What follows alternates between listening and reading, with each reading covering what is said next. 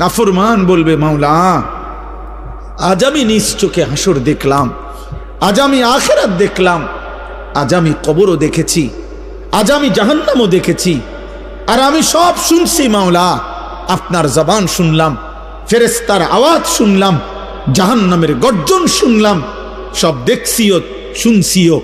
কাজেই আজ আমি নিশ্চিত, ইন্না মুকিনুন, আজ আমি কবর, আখিরাত, হাসর, মিজান, ফুলসিরাত সব বিশ্বাস করছি।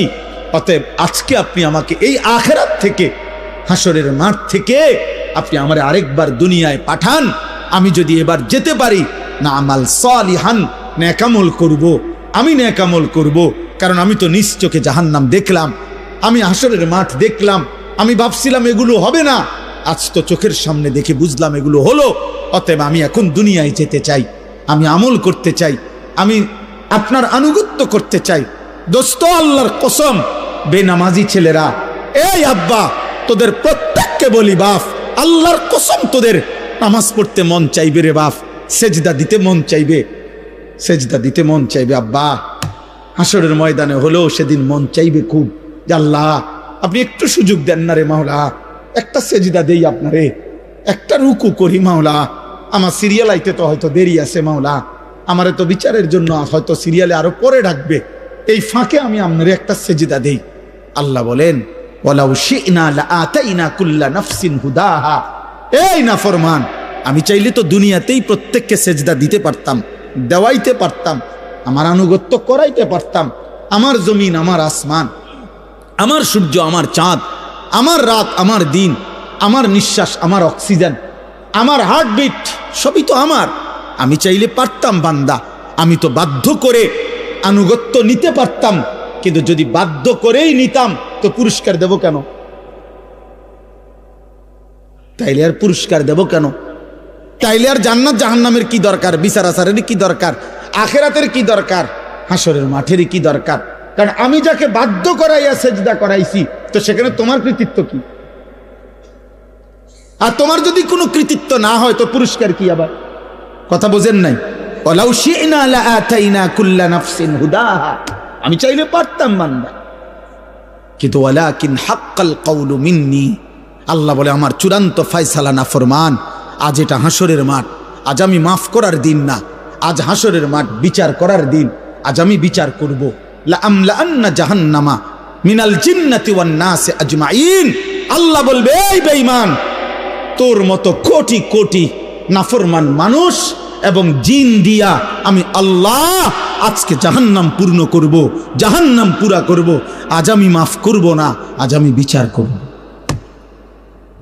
মাফ করতে চাইছিলাম দুনিয়ায়, আমি হাজারবার বলছিলাম, কত মৌলভী, কত ওয়াইজ, কত হুজুর, কত ইমাম, কত বক্তা, কত আলেম, কত পীর, কত বুজুর্গ, কত হাজারি করছে যে রে আল্লাহর বান্দা মাফ চাও, মাফ চাও, মাফ চাও, তওবা করো, তওবা করো। তুমি বেটকি দিয়ে উড়াই দিছো। আরে তো হুজুররা কত কথা কয়, হ্যাঁ তার কথা শুনে কে না, দরকার কি আপনি শুনতেন? আপনি ভাতে না খাইবেন, অসুবিধা কি? আপনি বেশি কি খাইয়ে উল্টাই লেছেন? ফাঙ্গাস আর তেলাপিয়া আর কিতা আমরা জানি না। আপনি কি দুনিয়া বেশি ভোগ করে ফেলছেন না ফরমান? এই যুবক, কি বেশি দেখে ফেলছো? পরের নর্তকী দেখো, মোবাইলের উলঙ্গ ছবি দেখো, ওই তোমার মা। এই বেটা বেহায়া ছেলে বেটা, যে নারীকে মোবাইলে উলঙ্গ ছবি দেখো, ও তোর মা বেটা, ও তোর বোন। তোর মাকে এমন উলঙ্গ কেউ দেখুক? একটা নির্লজ্জ বেহায়া বল, এখন দাঁড়ায় বল বেটা, তোর মাকে দেখুক উলঙ্গ, তোর বোনকে দেখুক বিবস্ত্র, তোর মেয়েকে কেউ উলঙ্গ দেখুক? তুমি কেন অন্যের মা দেখো? সে কি কারো মা না? সে কি কারো বোন না? সে কি কারো মেয়ে না? ও কি কারো ফুফি না? ও কি কারো খালা না? তোমার ইজ্জতের উপরে হাত ধরকে, তোমার ঘরের সংগ্রামের উপরে। অনেক নাফরমান আছে এমন, যে মূলত এমন নিকৃষ্ট, যে যার ভিতরে এমন মানসিকতা যে আমার বোনের সাথেও যদি কেউ হারাম সম্পর্ক করে আমার আপত্তি নাই, কারণ তুই তো মানুষ না, তুই তো জানোয়ার, তুই তো মূলত জানোয়ার। যদি ইনসানের শেষ রক্ত থাকতো, মানুষের রক্ত যদি এক ফোঁটা শেষ থাকতো, তো নিজের বিবেকে বাঁচত। এটুকু বিবেকও যদি কারো না বাজে, তো তোর শরীরে মানুষের শেষ রক্ত নাই, তোর গায়রত নাই বেটা। তো আল্লাহ বলেন, বান্দা আজ আমি ছাড়ব না। আমি তওবা করতে, মাফ করতে চাইছিলাম বান্দা। আমি দুনিয়া লক্ষবার বলছি যে বান্দা 90 বছরের গুনাহ হায়াত থাকতে যদি মাফ চাও, আমি আল্লাহ 90 বছরের গুনাহ একসাথে মাফ করে দেব। আল্লাহ বলছে হায়াত থাকতে যদি তওবা করতা, আমি আসমান সমান গুনাহ মাফ করে দিতে রাজি। আমি সাগরের ঢেউ পরিমাণ গুনাহ মাফ করে দিতে রাজি। আমি আল্লাহ হিমালয় পর্বতের সমান গুনাহ মাফ করে দিতে রাজি। তো বান্দা, বান্দা তুমি চাইলে আমি মাফ করব, তো কিন্তু এটা দুনিয়ার হায়াতে মাফ করব। ইন আতাইতানি লাইলান আতাইতুকা লাইলান। আল্লাহ বলে, বান্দা গুনাহ নিয়ে যদি তুমি রাত গভীরে আমার কাছে আসো, আমি মাগফিরাত নিয়ে রাত গভীরেই তোমার কাছে আসব। ইন আতাইতানি নাহারান আতাইতুকা নাহারা। তুমি যদি দিনে আসো, আমি দিনেই আসব। তুমি বান্দা আসবা গুনাহ নিয়া, আমি রব আসবো রহমত মাগফিরাত নিয়া। তুমি আসবা এক বিগত, আমি আল্লাহ আসবো এক হাত। তুমি আসবা এক হাত, আমি আসবো 2 হাত। তুমি আসবে হাঁটতে হাঁটতে, আমি রব মাগফিরাত নিয়ে আসবো দৌড়তে দৌড়তে। আজ দেব মাফ, ওয়ালাকিন হাক্কাল কওলু মিন্নি। কিন্তু বান্দা আজ আখিরাত হাসরের মাঠ। আজ আমি রহমান না, আজ আমি রহিম না, আজ আমি জব্বার, আজ আমি কাহ্হার। হাসরের মাঠে আমি আজিজ, আমি জুনতিকাম। আজকে আমি প্রবল প্রতাপান্বিত, প্রচন্ড রাগান্বিত। আজকে আমি জুনতিকাম, প্রতিশোধ গ্রহণকারী। আজকে আমি শাদীদুল ইকাব, কঠিন শাস্তিদাতা। আজকে আমি সারিউল হিসাব, বড় দ্রুত হিসাব গ্রহণকারী। ফায়াউমা ইদিল্লা ইউআযিবু আযাবাহু আহাদ। আল্লাহ বলে, বান্দা হাসরের ময়দানে বান্দা তোরে আমি এমন শাস্তি দেব রে বান্দা, কায়নাতের সবাই মিলেও কেউ তোকে এমন শাস্তি ইতিপূর্বে দেয় নাই। আমার রহমত যেমন দেখছিলাম অনেক দিন, আজ আমার শাস্তি দেখবা তুমি। মায়া করছিলাম তো আমি 60 বছর। কত রাত গেল, একটা সেজদা দাও নাই, আমি এক বেলার ঘুম বন্ধ করি নাই। 365 দিনে খোদার একটি বছরে কোনো দিন ফজরের নামাজ পড়ো নাই না ফরমান। তারপরও যখনই ঘুম থেকে উঠতে চেয়েছ, আমি আল্লাহ 2 চোখের আমি খুলে দিয়েছি, তোমার ঘুম ভাঙ্গায় দিছি। আমি তো নারাজ হই নাই, আমি তো নারাজ হই নাই। আল্লাহু ইয়াতাওয়াফাল আনফুসা হিনা মাউতিহা ওয়াল্লাতী লাম তামুত ফি মানামিহা। মৃত্যুর সময় আল্লাহ বলেন, যেভাবে রুহু শরীর থেকে আলাদা হয়, প্রত্যেকবারের ঘুমের সময়ও খোদার কসম আল্লাহ কোরআনে বলে, প্রতিবার ঘুমে মানুষের রুহু আমি আল্লাহ দেহ থেকে আলাদা করে ফেলি। মৃত্যুর দিন যেমনে আর রুহু ফেরত দেই না, ঘুমের রুহুটাও আমি চাইলে ইচ্ছা করলে আর ফেরত না দিয়ে রাখতে পারি, আমি প্রতিবার ফিরায় দেই। ওয়ায়ুরসিলুল উখরা ইলা আজালিন মুসাম্মা। এভাবে একটা নির্দিষ্ট সময় পর্যন্ত আমি প্রত্যেকবারের রুহুটা ফেরত দেই। কিন্তু একদিন এমন নেওয়া নেব রে বান্দা, আর কোনোদিন আমি ফেরত দেব না। আর না চলো ভাই। আসলে নিয়ম মাফিক বক্তা ওয়াইজ যেমনি সুন্দর করে গুছাই গেছে, আমি পারি না, আমি এই ডকের বক্তা এ নাইবে, এই জন্য আউলা জাউলা বললাম আর কি। বাকি আমি আমার আবেগ যে কথাটা বুঝাইতে চাইলাম, আলহামদুলিল্লাহ কি পরিমাণ নওজোয়ান মুসলমানের সন্তান, প্রিয় ভাই বাবা দৌড়ায় আসছেন, মাশাআল্লাহ।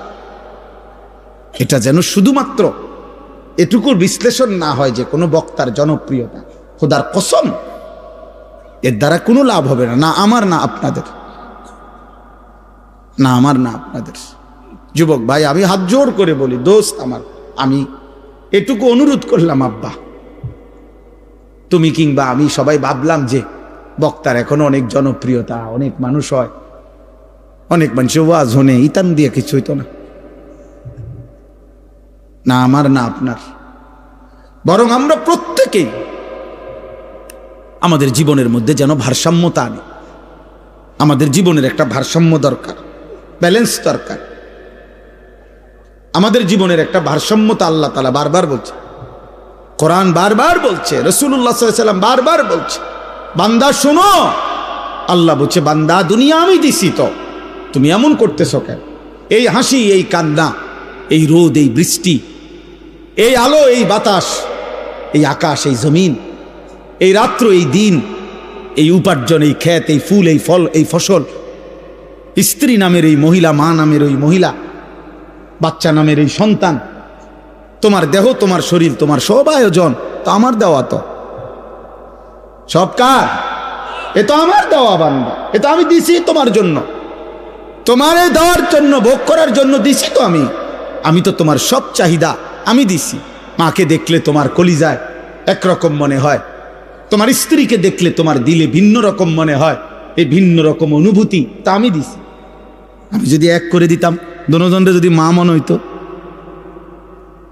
কথা বলে না, মা আর বিবি যদি দোনোজন মা হয়ে মনে হইতো, অথবা মা আর বিবি দোনোজনকে যদি বিবি মনে হইতো, ও মিয়া কি হইতো তখন? এই সংসার চলতো, এই দুনিয়া চলতো, যে মাকে যা মনে হয় তা স্ত্রীকে তাই মনে হয়, অথবা স্ত্রীকে যা মনে হয় মাকেও তাই মনে হয়। নাউযুবিল্লাহ। তাহলে আল্লাহ তাআলা বলেন, বান্দা প্রতি মিনিট, প্রতি সেকেন্ড আমি তোমার জিন্দিগির প্রতি অবস্থার এই পরিবর্তন, এই কায়নাতের এই বর্ণাঢ্য আয়োজন, এ তো আমার দেওয়া। তা আমি তো বাদ দিতে বলি নাই, আমি তো বিয়ে করতে নিষেধ করি নাই, আমি আল্লাহ তো উপার্জন করতে নিষেধ করি নাই, আমি তো খাবার খাইতে নিষেধ করি নাই, আমি পেশাব করতে নিষেধ করি নাই, আমি পানি পান করতে নিষেধ করি নাই, আমি স্বামী স্ত্রী মিলিত হইতে নিষেধ করি নাই, কোলের বাচ্চা আদর করতে তো আমি নিষেধ করি নাই। এক বাচ্চা রাসূলুল্লাহ সাল্লাল্লাহু আলাইহি ওয়াসাল্লামের কাছে যখন দিছে, মদিনার আনসারীদের একজন বাচ্চাকে নবী তাকে কপালে গালে যখন চুমা দিছেন, তখন মদিনার একজন লোক নবীজিকে সামনে বলছে, মুহাম্মদ আপনি বাচ্চাদেরকে চুমু দিলেন? বলছে কেন, অসুবিধা কি? বাচ্চাদেরকে চুমু দিতে হয়, আদর করে এভাবে? আমি তো জীবনে আমাদের বংশে কোনদিন এটা দেখি নাই আমরা। তখন আল্লাহর নবী বলছেন, আল্লাহ যদি কারো দিল থেকে মায়া ভালোবাসা ছিনায় নেয়, তা আমি কি করব? আমি কি করবো বেটা? আল্লাহ যদি তোর দিলে ভালোবাসা না দেয় সন্তানের প্রতি, তো এটা আমায় কি করার আছে? তার মানে এই ভালোবাসা, এই আদর, এই আপ্যায়ন, এই আয়োজন সবই তো আল্লাহর দেওয়া। তা আল্লাহ তো আমাদেরকে এগুলো ভোগ করতেই দিয়েছেন, আমাদেরকে ব্যবহার করতেই দিয়েছেন। নারীর চাহিদা যুবক তো আল্লাহর দেওয়া, পানির চাহিদা তো আল্লাহর দেওয়া, ক্ষুধার চাহিদা তো আল্লাহর দেওয়া, উপার্জনের চাহিদা তো আল্লাহর দেওয়া। এই বাজারে রাত 2টা বাজে, 2:30 বাজে, আমি তো সব আরো বহু বলছি, ইনসার বাজারের কথা আমি আরো অনেক মাহফিলে বলছি। এই বাজারে তো আমি প্রায় অহরহ এদিক দিয়ে আমি রাত্রে 3টা বাজে, 2:30 বাজে আমি এদিক দিয়ে যাই। কি পরিমাণ হুলস্থুল ব্যস্ততা, কি পরিমাণ পণ্যের দৌড়া দৌড়ি, কি মনে হয় রাত্রটা তখন মনে হয় যেন দিনের আলোর মতো। তাইলে এই যে প্রেরণা, একটা মানুষ ঘুম নিশিতে না গিয়ে উপার্জনের মানসিকতা, এত কষ্ট করার ঘাম ঝরতেছে, আল্লাহ বলেন এ তো আমি দিছি। তার কলিজায় উপার্জন করো, সংসার করো, বিবি বাচ্চার জন্য কিছু করো, ঘর করো, জমি ব্যবস্থা করো, ফসল করো, ক্ষেত করো, রোজগার করো। আল্লাহ বলেন এগুলো তো সব আমি দিছি বান্দা, এই সব আয়োজন আমার, তা আমি সেজদা পাবো না কেন? তোমরা একটা ছেলে বলো, বাবা আমি তোমার লগে বোঝাপড়া করতে চাই, আমি তোমার সাথে ইনসাফের কথা, তোমার যদি ইনসাফ থাকে, বিবেক থাকে, তুমি যদি মরে না যাও, তুমি যদি মানুষের বাচ্চা হও, এই বেনামাজি তুমি যদি মানুষের বাচ্চা হও, তো মানুষের ঘরে যদি জন্ম নিয়ে থাকো, তো তুই বেটা বল, বেটা তুই কেন সেজদা দিবি না? এই নাফরমান বল বেটা, আল্লাহর গোলামি কেন করবি না নাফরমান? বলেন? আল্লাহ তো কোনো জানোয়ারকে বলে না এটা যে আমার সেজদা দাও। আল্লাহ তো ইনসানকে বলছে। যদি বলি জানোয়ারকে বললেন না কেন, আল্লাহ বলবে জানোয়ারকে সেই যোগ্যতাই দেই নেই। কুকুরকে যদি, গরুকে যদি বলা হয় তাকবীরে তাহরিমা বাঁধো, সোজা হইব কেমনে? কিন্তু আমাদেরকে যোগ্যতা দিয়েছেন কিনা? আমাদের শরীরের মধ্যে আল্লাহকে সেজদা দেওয়ার যোগ্যতা আছে, রুকু করার যোগ্যতা আছে, আমাদের নিয়ত বাঁধার যোগ্যতা আছে, আমাদের আল্লাহর সামনে দাঁড়াইবার যোগ্যতা আমাদের দেহে আছে। তো আমরা দেব না কেন? বলেন, বলেন ভাই, বলেন নওজোয়ান বাবা, বলো। দুনিয়ার সব আয়োজন তো আমাদের আল্লাহর দেওয়া, আল্লাহকে ভুললাম কেন? এই জন্য আজকে সূরা ফাতিহার এই 4টা আয়াত আমি শুধু লম্বা তাফসির করানো, আমি বললাম না আমি তেমন আহামরি তেমন সুন্দর করে কইতে পারি না, কিন্তু আমি শুধু এতটুকু কথা বলতে চাই। আল্লাহ তাআলা বলছে, বান্দা তুমি শুধু ভারসাম্য আনো, মানে ব্যালেন্স করো। ব্যালেন্স, ব্যালেন্স মানে তুমি শুধু একটা জিনিস বোঝো, এই সৃষ্টির সব আয়োজন আমার, আমি দিয়ে যাচ্ছি। কথাটা শেষ বুঝেন? আমি দিয়েও যাব। তুমি ডাকো বা না ডাকো, সেজদা দাও বা নাফরমানি করো, ঈমান আনো বা কুফরি করো, আমি দুনিয়া দেব বান্দা। তবে শুধু একটা কথা মনে রাখো, আমি কিন্তু আজ দুনিয়ায় যা দিচ্ছি আগামী দিন আখেরাতে তা হিসাব নেই। কথা এর দূরে। আমার হাসি, আমার কান্না, ওই যে ওই ওই দেখেন ও কি করে, দেখ অপদার্থ কি করে, দেখ কোনো মানে ব্রেন কাজ করে না, অগণিত ছেলের সেন্স কাজ করে না। কোন শব্দ, পাথরের আঘাত দিল, মানে পাথর দিয়েও যদি তার বুকে ধাক্কা দেন তার বুক নড়বে না। অসংখ্য যুবকের হালাতে কোন শব্দ, সে একবার তার মনেও আসে না যে, মনে করেন এই দিনকে দিন, রাতকে রাত নারী দেখে, উলঙ্গ ছবি দেখে, নামাজ নাই, এর একটাবার বুঝেও না যে এর দ্বারা মানুষে আমার আব্বারে কি করবে। আমার মনে আছে আমি ছোটবেলায় কত সময় দেখছি আল্লাহর দয়ায় আমগরে মানুষে কইতো, এ হুজুরের ফুত সাবধান, উল্লাপাল্টা করো না। এটা তো নিয়ামত, এটা নিয়ামত না? মানুষে যেটা কইছে আর শর্মে তন সইরা গেছি, এ হুজুরের ফুত, হুজুরের ফুত। আহা, কিছুই ভাবো না তোমরা ছেলেরা। তোমার মায়ের ইজ্জত কি, তোমার বাবার সম্মান কি, তোমার বংশ কি, তোমার আল্লাহকে, তোমার রসুলকে না, তোমার মনে যা চাইছে তা, তোমার মনে যা চাচ্ছে তাই। মনে রাখতে হবে আব্বা, চাহিদা পূরণ যে জীবন, মানে শুধু চাহিদা পূরণ, এটা ইনসান না, এটা জানোয়ার।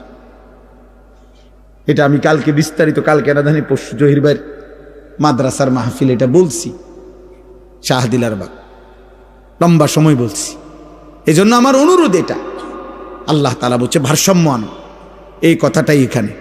অর্থাৎ আজ আমি দুনিয়ায় রহমত দিচ্ছি, আজ আমি দুনিয়া সব দিচ্ছি, আলহামদুলিল্লাহ রব্বিল আলামিন। আল্লাহ বলেন সমস্ত প্রশংসা আল্লাহর জন্য। সব প্রশংসা কার জন্য? যদি বলি কেন, আল্লাহ বলবেন নয় কেন? বুঝলেন না? আল্লাহ বলছেন সব প্রশংসা কার জন্য। আমরা যদি আল্লাহকে প্রশ্ন করি যে কেন, আপনার জন্য সব প্রশংসা কেন, তো আল্লাহ আবার পাল্টা বলবে আমার জন্য নয় কেন। তুমি কও আমার জন্য নয়, অন্য কারো জন্য হতে পারে, কেন সেটা কারণ তুমি কও। চারিদিকে তুমি আবার তাকাও, তোমার মাঝে আবার দেখো, চারিদিকের যত আয়োজন সবই তো আমার, তোমার মাঝে যত আয়োজন তাও তো আমার, তো প্রশংসা আমার নয় তো কার? চারিদিকের সব আয়োজন কার? আল্লাহর। আমার মাঝে যত আয়োজন কার? তো প্রশংসা কার? আল্লাহ, আল্লাহ রব্বিল আলামিন। আল্লাহ বলে বান্দা আমি শুধু সৃষ্টি করে ছেড়ে দেই নাই, আমি এমন না যে কোম্পানি মাল প্রোডাক্ট করছে, উৎপাদন করে কোম্পানির মাল বেচা হইয়া গেছে। কোম্পানি হলো কুমিল্লা ফ্যাক্টরি, মাল চলতে আছে পঞ্চগড়, মাল চলতে আছে এখন সুনামগঞ্জ। কি করে তারা, কেমনে কি করে কিছু উনি আর কোম্পানি জানে না, মাল বেচা শেষ। আল্লাহ তাআলা বলে না বান্দা, সৃষ্টি আমি যাকে করেছি আমি তাকে আমার হাতছাড়া করি নাই, আমার কুদরতি হাতে 24 ঘন্টা আমি তাকে লালন করছি, পালন করছি। তার হাসি আমার দেওয়া, তার কান্না আমার দেওয়া, তার আনন্দ, তার বেদনা, তার সুখ, তার দুঃখ, তার উপার্জন, তার খাদ্য, তার খাবার, তার রোদ, তার বৃষ্টি, তার গরম, তার ঠান্ডা, তার আলো, তার অন্ধকার, তার জীবনের সব কিছু আমি পৌঁছাচ্ছি। আমি রব, আমি রব, আমি রব। অতএব আমি আল্লাহ। প্রশংসার প্রকৃত এই মানুষের একটা সূক্ষ্ম বিবেক হলো, দোস্ত, মানুষ আল ইনসান ও আবিদুল ইহসান, আরবি ভাষার একটা প্রবাদ, মানুষ অনুগ্রহের দাস, অনুগ্রহের গোলাম। অর্থ হইল, কেউ যদি কাউকে 10 টাকা 20 টাকাও যদি একটা বন চা বিস্কিট খাওয়ায়, মনে করেন আজকে কিবার মঙ্গলবার খাওয়াইছে, 1 সপ্তাহ পরে যদি এই লোকটা তাকে ডাকে যে আমার কাশেম ভাইরে যদি আমি খাওয়াইয়া আগামী মঙ্গলবারে যদি বলি যে কাশেম ভাই চলেন আমার লগে একটু ক্যান্টনমেন্ট যাম, কাশেম ভাই কি বলবো, না যাইতাম না।